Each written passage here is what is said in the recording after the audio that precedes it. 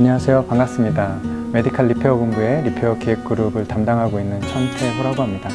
저는 올림푸스에 2014년 8월에 조인을 했습니다. 그래서 그 전에는 한 3군데 회사에서 근무를 했었어요. 대학을 졸업하고 처음에는 중견 기업이죠. 영업직으로 잠깐 입사를 해서 한 1년 정도 근무를 하다가 여러 가지 저랑 좀 맞지 않아서 좀 처음엔 되게 쉽게 그만뒀던 것 같고요.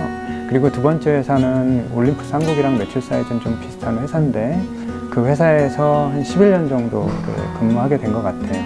중간에 치과 의료기 업체에서 한 2년 반 근무하다가 좋은 기회가 생겨서 올림푸스에 다시 조인하게 됐습니다. 지금 하고 있는 업무는 메디칼 리페어 본부에서 전체적인 KPI, 손익관리 뭐 이런 부분을 포함해서 리페어 본부에서 실제로 근무를 하고 있는 테크니션들이 그 업무를 잘 할 수 있도록 서포트하는 게 저희 그룹의 가장 중요한 업무고요. 뿐만 아니라 전반적으로 리페어 본부 운영을 잘 지원하는 게 가장 큰 업무입니다.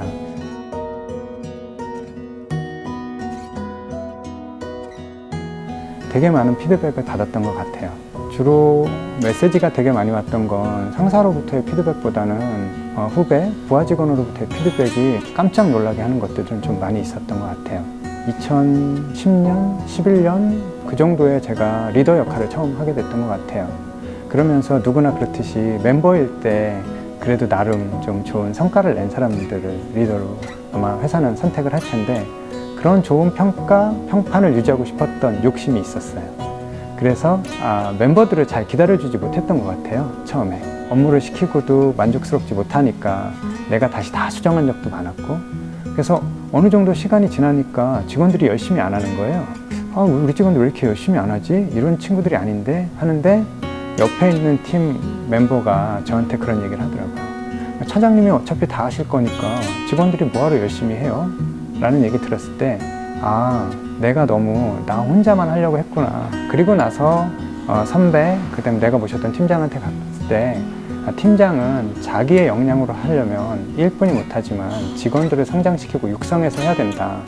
이런 얘기 들었을 때 한번 쇼크를 되게 많이 받았고요. 그다음에 두 번째는 정확히 기억나지 않는데 이것도 몇 년 전에 올림푸스에서 그 킥오프 워크숍인가 할 때 강연해 주신 분이 있는데 사람의 성향을 파악할 때 머리형, 가슴형, 배형 뭐 이런 부분들을 강연했었던 적이 있었습니다. 그래서 저는 저 스스로는 되게 나는 유머러스하고 저는 되게 가슴이 따뜻한 사람이다라고 생각했는데 모든 직원이 하나같이 절대 그럴 리는 없고 부장님은 머리형이에요 라는 얘기를 했을 때 내가 생각하는 나와 다른 사람이 생각하는 나는 틀릴 수밖에 없고 표현되는 게 다른 사람들에게 각인되는 나구나 라는 생각을 했고요. 실제로 다른 사람에 보이는 내가 진짜 나일 수도 있다라는 생각을 받아들여야 된다. 뭐 이런 적이 있었던 것 같습니다.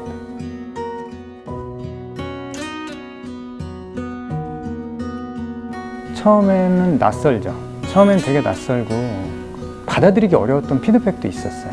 저는 나름 그래도 직원들에게 되게 오픈마인드로 얘기하고 진정성 있게 다가가려고 되게 많이 노력했는데 360도 다면 피드백을 하면서 어떤 친구가 저에게 진정성이 부족해 보입니다 라고 했을 때는 좀 쇼크를 먹었었어요. 그때는. 그리고 그 당시에 제가 한 2달 정도 우리 팀 미팅을 중단을 했습니다. 왜냐면 제가 그걸 받아들일 준비가 안 돼서, 그리고 내가 어떻게 해야 될까라는 고민을 하면서 그때가 가장 받아들이기는 어려웠던 피드백이었던 것 같고요. 그때는 정말 한 2달은 되게 많이 힘들었던 것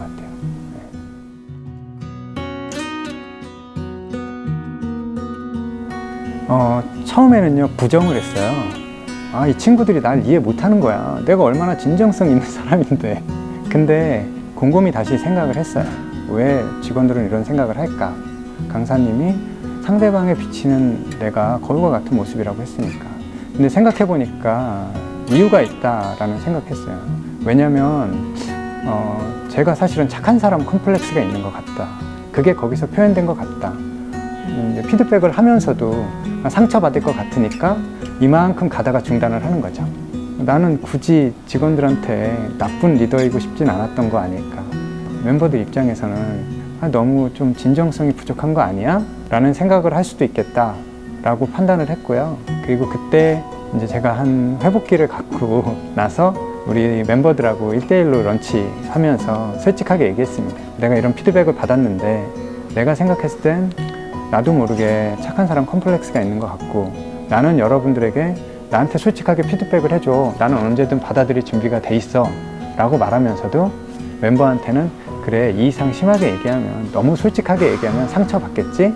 이 정도만 얘기해야지 라고 했던 것 같다. 그래서 사실 우리가 서로 같이 성장하자고 하는 입장이라면 내가 받아들일 준비가 된 것처럼 나도 여러분들에게 솔직하게 얘기할게, 이렇게 고백한 적이 있었습니다.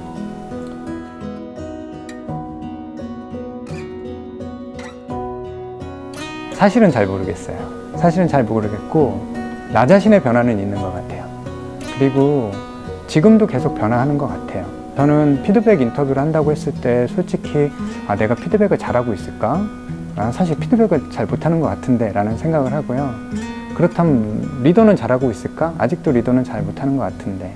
그런데 좋은 리더이고 싶고 긍정적인 피드백을 통해서 직원들과 같이 성장하고 싶은 마음은 여전합니다.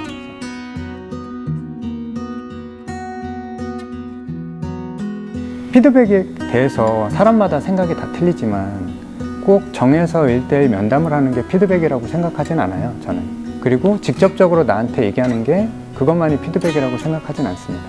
내가 어떤 지시, 디렉션을 줬을 때 그 사람들의 반응도 피드백일 수 있다고 생각하고요. 그리고 그 사람이 어떤 의견을 줬을 때 나의 답변도 피드백일 수 있다고 생각을 해요. 받는 부분에 대해서는 수시로 이게 어떤 의미일까? 나라면 어떻게 한 걸까? 라는 걸 고민하려고 하고 있고요. 사실은 여러 가지 상황 속에서 직접적인 내 상황은 아니지만 자꾸 반면교사를 삼아서 내가 고쳐야 될 점은 뭘까? 나는 어떻게 나가야 될까? 라고 고민하는 게 저는 중요하다고 생각하기 때문에 그런 측면에서는 많이 받아들이려고는 생각은 해요. 그런데 내가 잘 주고 있을까는 좀 자신은 없습니다. 잘 주고 있을까 부분은 많이 부족한 것 같아요.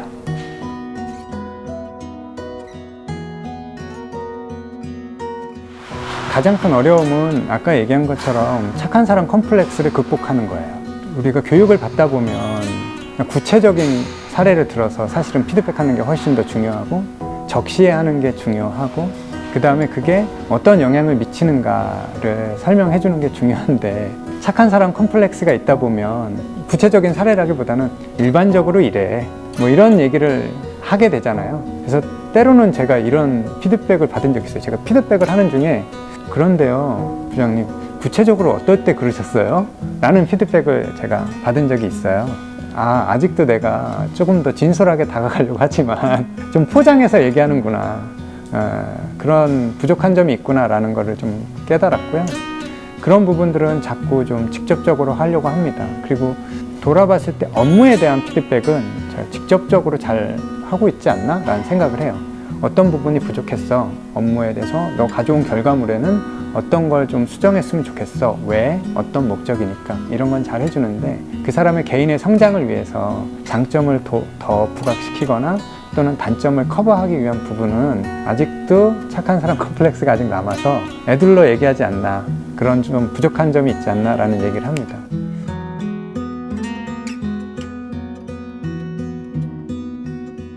착한 사람 컴플렉스를 극복하기 위해서 중요한 건 저는 신뢰관계 같아요.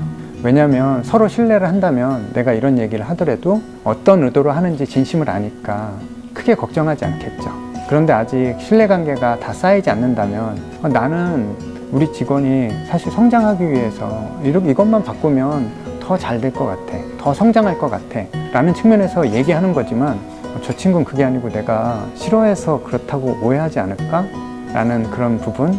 그래서 신뢰관계가 좀 더 쌓인다면 피드백이 좀 더 솔직해지지 않을까 생각합니다.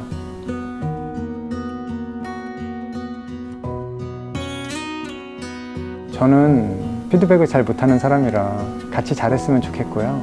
피드백을 받아들이기 위한 모두의 마음의 준비가 되게 많이 중요할 것 같다는 생각을 하고요.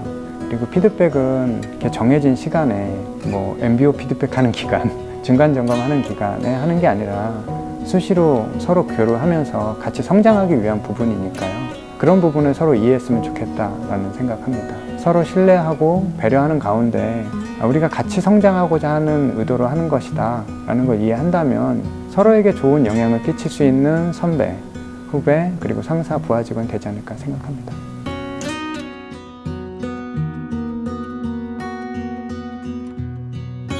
피드백은 선물이다. 우리가 평소에도 선물은 서로 되게 많이 주고받는 것 같아요. 근데 선물을 할 때 선물을 하는 사람이 자기 입장에서 하는 게 아니고 선물 받는 사람 입장에서 어떤 게 좋을까 많이 생각하고 줘야 되잖아요. 근데 그러지 않고 내가 주고 싶은 걸 주면 받는 사람이 행복하지 않을 수도 있죠. 그러니까 피드백도 어떤 형태로 해야 될까는 받아들일 상대방을 좀 생각할 필요는 있겠다라는 생각을 했고요. 그리고 상대한테 뭐가 필요할까? 내 기분이 어떤가?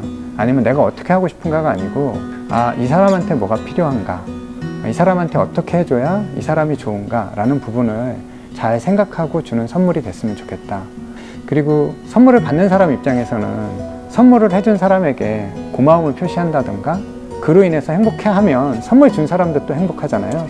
그래서 피드백 받은 사람도 그 피드백을 통해서 같이 성장하면 피드백 해준 사람도 행복할 것 같고요. 그래서 피드백은 선물이다 라고 생각해 봤습니다.